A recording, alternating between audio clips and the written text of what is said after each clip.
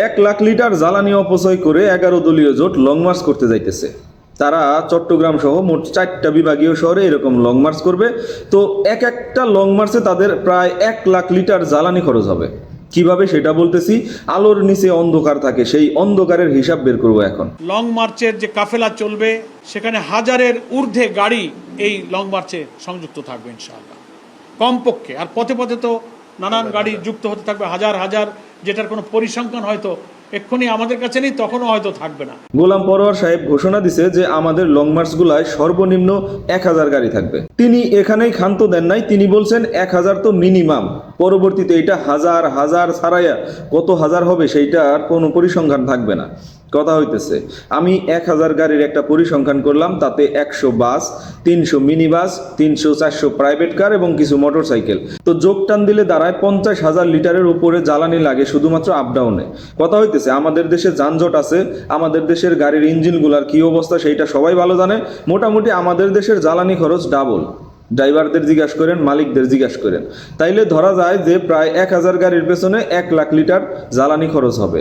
তো তিনি তো 1000-এ ক্ষান্ত হন নাই, তিনি বলছেন যে এইখানে হাজার হাজার ছাড়াই যাবে। তো হাজারের পরে যদি আরেক হাজার হয় তাহলে আরো 1 লাখ, আরো 1 লাখ, এই যে আরো 1 লাখ লিটার বাড়তেছে।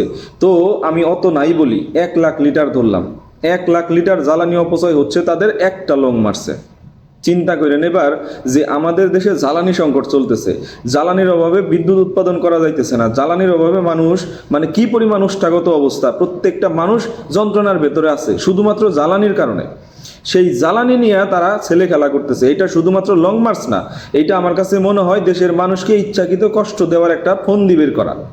কারণ তারা একটা রেলপথে যাবে আর বাকি 3টায় সড়ক পথে যাবে, এবং 3টা সড়ক পথে গেলে মোটামুটি তাদের 3 থেকে 4 লক্ষ লিটার জ্বালানি খরচ করতে হবে। শুধু এটা জ্বালানির হিসাব, বাদ বাকি আনুষঙ্গিক যে কত হিসাব আছে সেটা তো নাই বলি। তো কথা হইতেছে এই যে এত জ্বালানি খরচের টাকা এবং এই যে এত মানুষ, হাজার হাজার লাখ লাখ মানুষ, এগুলার টাকা, এগুলার থাকা খাওয়া, মানে কি একটা অবস্থা। এত টাকা কই থেকে আসতেছে? জামাতের এত টাকা, 11 দলীয় জোটের এত টাকা। তো কথা হইতেছে যে এই যে অপচয়কারী কি শয়তানের ভাই। তো এই যে দেশের মানুষ এখন জ্বালানি সংকটে আছে, বিদ্যুতের সমস্যায় আছে, কারখানাগুলা প্রবলেম হইতেছে, মোটামুটি সবাই কিন্তু এটার ইফেক্ট করতেছে সবার উপরে। সেইখানে আমাদের দায়িত্বশীল 11 দলীয় জোট, আমাদের বিরোধী দলগুলো এরকম হঠকারী সিদ্ধান্ত নিয়ে বসে আছে যে আমরা হাজার হাজার গাড়ি নিয়ে লং মার্চ করব। কি অর্জন করবেন হাজার হাজার গাড়ি নিয়ে লং মার্চ করে?